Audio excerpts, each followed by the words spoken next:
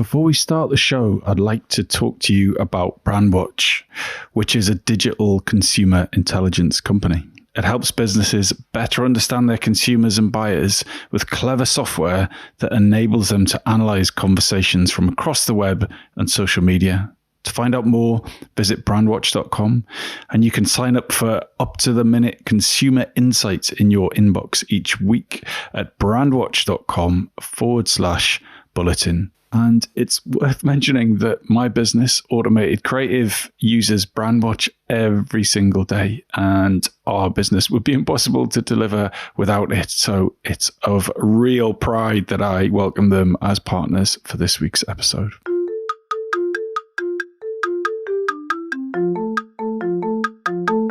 Hello and welcome to the Shiny New Object podcast. My name is Tom Ollerton. I'm the founder of Automated Creative, and this is a podcast about the future of marketing.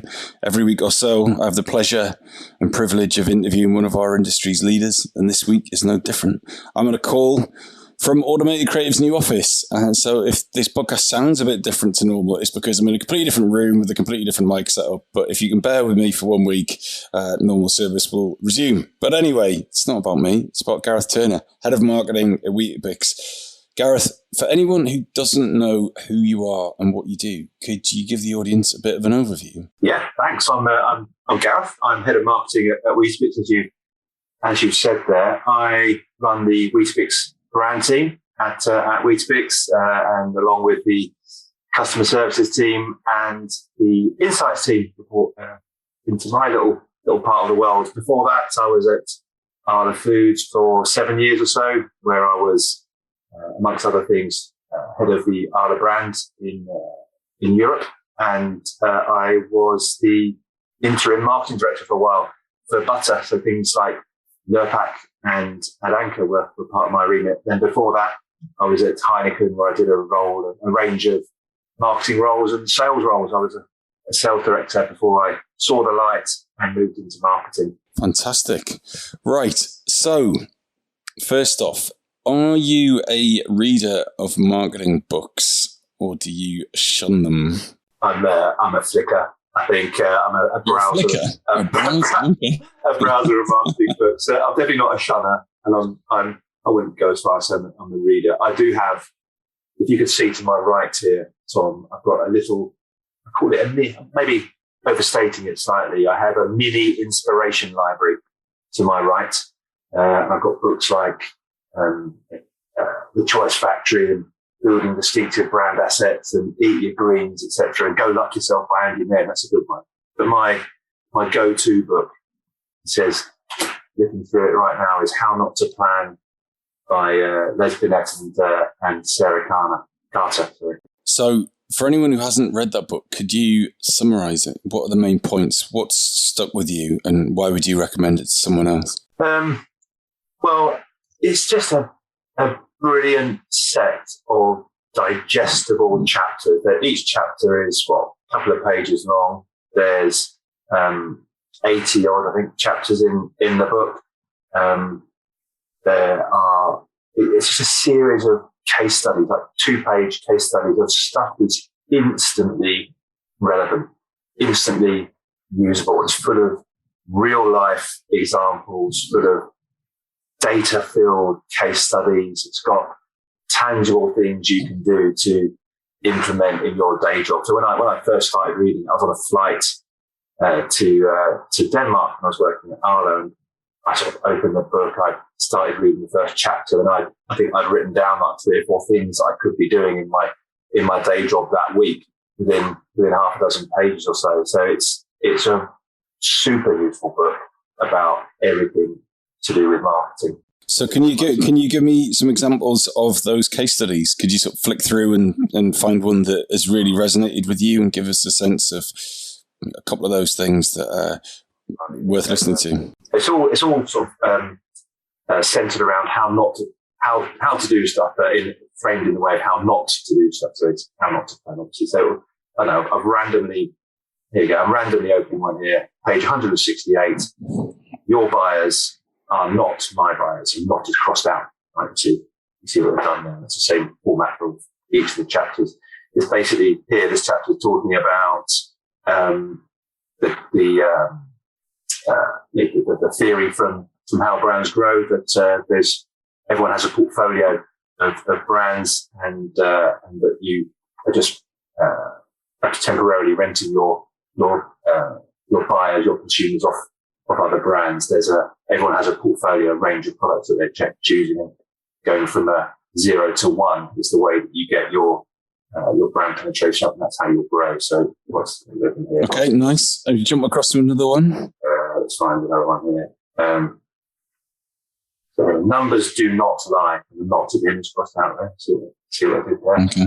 So it says here, what's the little blurb here? It says, a simple fact when the numerate people who predominate in advertising research never seem to grasp is that numbers to the innumerates are seen as infallible. I'm sure where they're going with this, but what's this chapter telling me?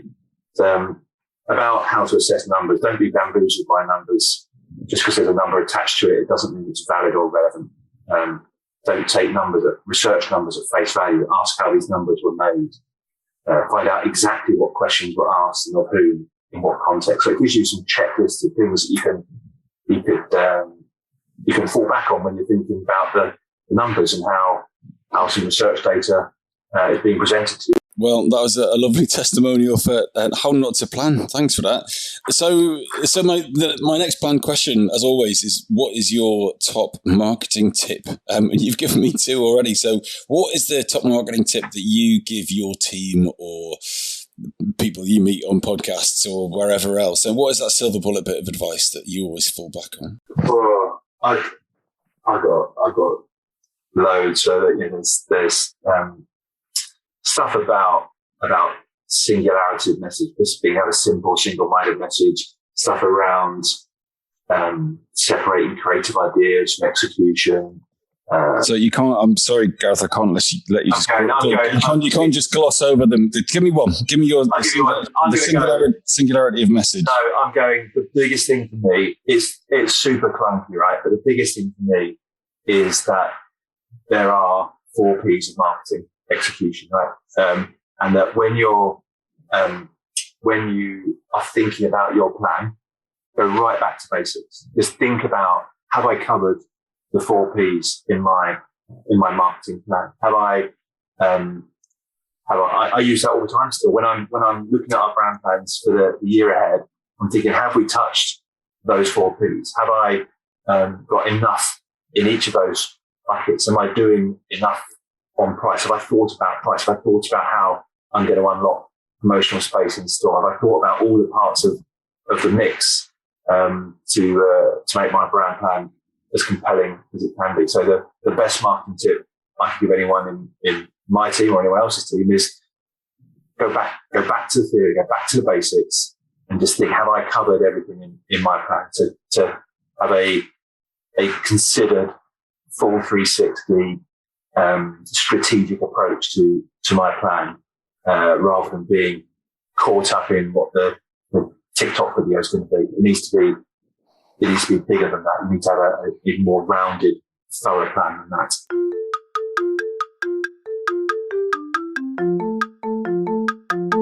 This episode of the Shiny New Object podcast is brought to you in partnership with MadFest. Whether it's live in London or streamed online to the global marketing community, you can always expect a distinctive and daring blend of fast-paced content, startup innovation pitches, and unconventional entertainment from MadFest events. You'll find me causing trouble on stage, recording live versions of this podcast, and sharing a beer with the nicest and most influential people in marketing. Check it out at www.madfestlondon.com.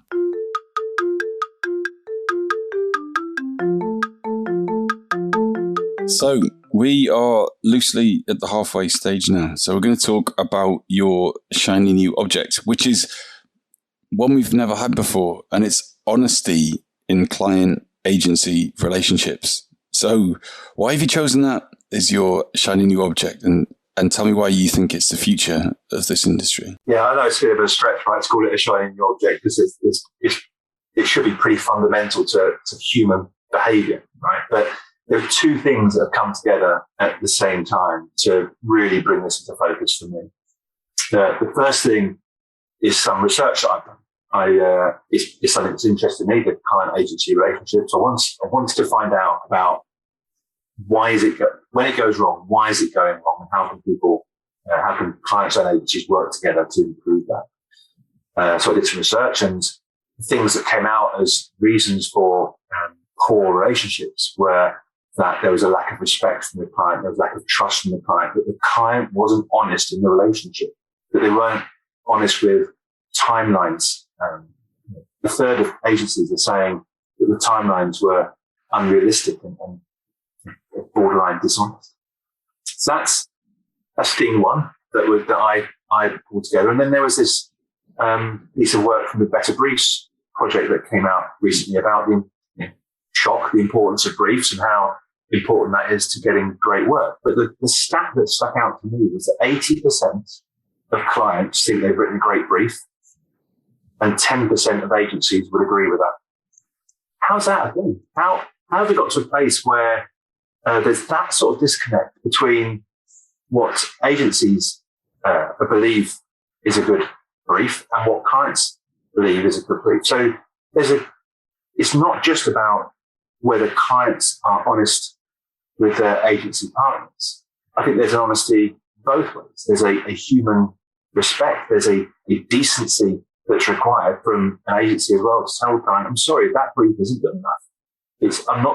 You haven't put the budget in there. You haven't been single-minded in the way you've written your benefit or what you're asking me to communicate. So there's a mutual respect, a mutual honesty that will get us to better work, a more sustainable, happier relationship between the two sides. You see, I'm aware my voice has got a bit more agitated. You see, I'm getting quite passionate about that.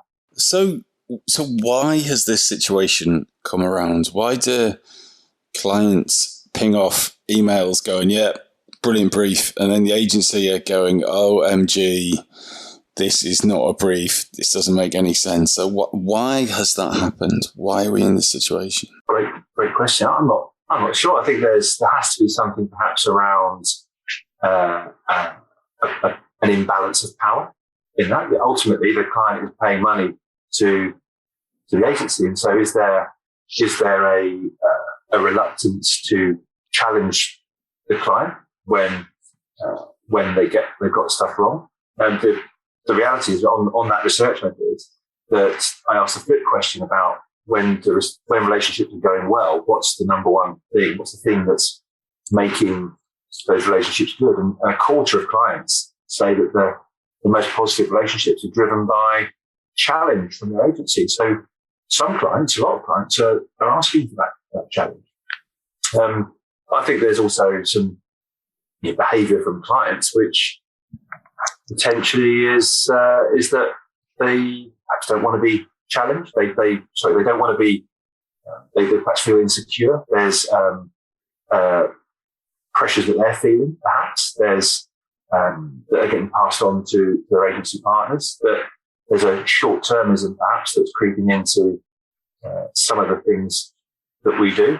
You look at a lot of the awards. The awards often the big awards are often won by brands that have long-term, well-established, effective relationships with between brand and agency. So there has to be a relationship between effective work and long-term relationships. And those relationships, I'm sure, will have had some sticky periods over the time. So how did those brands get through that? How did they navigate through those choppy waters to come out the other side and still be delivering effective work?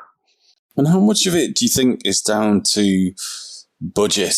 In terms of not having enough budget, or what do you mean by budget? Well, I mean, if,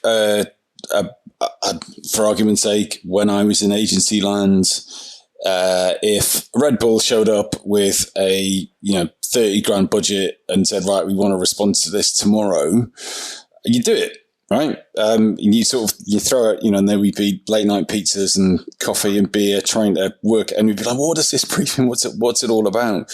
Whereas if it was like, oh well, we're going to do a 5-way pitch and we're going to appoint the agency in 3 months' time, and it's going to be worth £3 million or whatever, then then you get a very sort of different response. And so actually I'll rephrase the question. Is budget and time what is killing briefs? Because if you're short of both of those things, then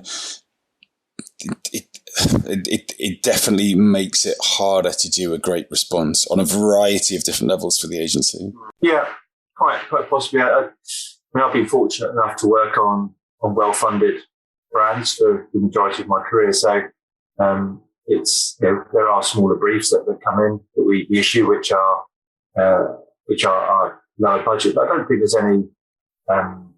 no excuse for not being clear about that up front. There's no excuse for being disrespectful all the time. I would hate to think that any agency, it's like fighting talk now, I'd hate to think that any agency is working overnight on my behalf, at my request. My agency, feel free to call Tom and let them know if that's true or not. But I hope that I've created an environment where, in that example you gave, when Red Bull come with a 30 grand pitch and say I need it overnight, I would expect my agencies to say no. And I would want them to say no if it's not reasonable. And I hope I wouldn't ask for that in the first place. I know it's a made up example, right? But I would expect my agency to say, well, no, we can't do that. And because we've got home lives, we've got families and friends we want to see as well. So I genuinely don't have a problem with that. So was there any sense in your research about the difference between a brief in a new business sense or a brief in an existing relationship sense? Because I think the situation I pulled up was very much a new business one. Whereas if you've got like an ongoing client over many years, many markets, many projects, did you get any sense that there was a difference in the accuracy of the brief in those two different scenarios? That sounds like that would have been a good question to ask, but I didn't ask that, Tom. So thanks for the build. But no, I didn't ask that. It would be interesting to know. Maybe that's a follow-up research for me. So, not that I've done any research, but my experience I was a new biz guy for most of my career, actually. And obviously I still do a bit of that at Automated Creative. And I saw, like, especially at We Are Social, I saw just week after week after week, brief after brief, coming to me first, pretty much, for new business pitches. And I got to the point where these things were often so bad that I just thought I'm never going to put my own business in a position to have to respond to something like that. So what we do, being quite candid here on a podcast, is we do a thing called a collaborative brief. So if we were going to work together, we'd have a conversation about what it is you're trying to achieve, sort of strategically, what was going on with the project. And then I would just take notes, either automate that or a combination of written notes. And then I would write a brief in a Google Doc and send it back to you and go, is this the brief? Have I got this right? And then you as the client would go, oh, actually, no, Tom, you totally missed the point there. And then you just change it in the doc, or I've put TBC, you can drop in, timings, budgets, contacts, whatever, so that we collaborate on the brief to begin with. So from day one, I'm not translating a potentially poorly written brief. Yeah. I've showed that I've listened, and I've showed that I can articulate what I've heard back to you. So on day one, but even before we start work, we are partnering. And that was my solution to the problem of receiving bad briefs. And that has worked for, 4 years to, greater or lesser extent. Depends how you value us as a business, but that's our solution to it. Have you seen any other innovative solutions to briefing? Well, I couldn't agree with you more. The old school now, the piece of paper, the email, whatever it is nowadays, should be a summation of weeks, days of collaboration between clients and all agencies. If you're writing a sort of media agnostic, a broad general brief, then a workshop with all your agencies, media agency, creative agencies, digital agencies, whoever you might use, is what it should be. So that's the very least it should be. It shouldn't just be ta-da, here's an email, incoming email of a brief that I've trotted out as a client in 5 minutes. That's rubbish. That's not respectful. It's not, and you're not going to get great work. The best The best briefs need to be collaborative and they need to be inspirational. The best brief that I wasn't personally involved in, but I was close to, was when I was at Heineken, and the Foster's team, when they appointed Adam and Eve to the Foster's business, they ran a pitch in a pub. They briefed in the pub. It was a pitch process, so perhaps I hadn't been quite as collaborative with the agencies for fairly valid reasons, but they immersed the agencies in the world of the on-trade. They had them pouring pints. They presented stuff in the pub. They got them involved. It was a fun, exciting brief, and by inspiring people and working collaboratively wherever possible, you get the best out of people. You get the best people in the agency wanting to work on your piece of business because you're doing things properly. You're fun and inspiring and engaging. And so, going back to the honesty point, how, if someone's listening to this podcast and they're an agency or a brand and they're inspired by your view and your research, what is the immediate step that you can take to make things better? Take some ownership, I think. So if you're a client, if you're a brand owner, I think we should be creating safe spaces. I think the relationship between an agency and a client, the agency should be an extension of the brand team.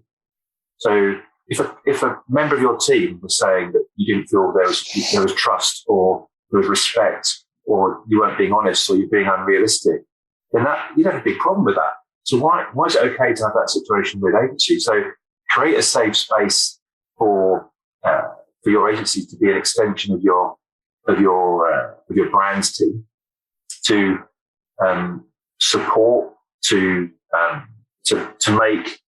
make it okay to challenge, to make challenge seem less challenging. If that makes sense. To encourage it to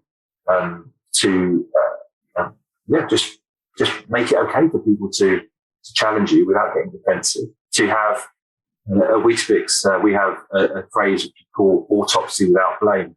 It's a similar thing to the sort of black box thinking that Matthew Syed talks about in his book. This idea that it's okay for stuff to go wrong. It's okay for us to make mistakes as long as we all learn from it. As long as we get hung out to dry for that. That's a safe environment, right? And that's the environment clients are creating. That's what clients can do tomorrow, now. Agencies can take a deep breath and challenge. Things won't change unless people take a deep breath and challenge things, challenge stuff that isn't acceptable, to think, well, what's the worst that can happen here?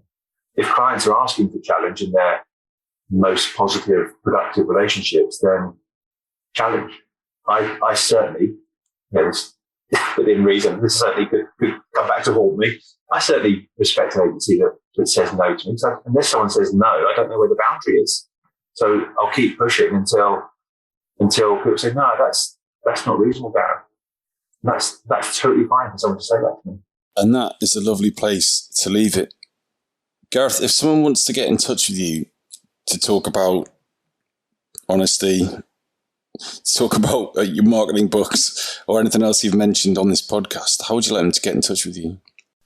Well, the best place is on LinkedIn. I think I'm on LinkedIn probably too much, and just I enjoy it there, looking at what's going on. But if you're going to link in with me, have some respect for me. Don't try and sell to me at the first thing. The amount of times I get someone connect with me, I go, oh, this sounds interesting. I connect, and then within some automated selling thing comes in within 5 seconds. You go, and then I connect straight away. That's not a good look. So I'm more than happy to engage with anyone on LinkedIn, but please don't sell to me straight away. Gareth, thank you so much for your time. No problem.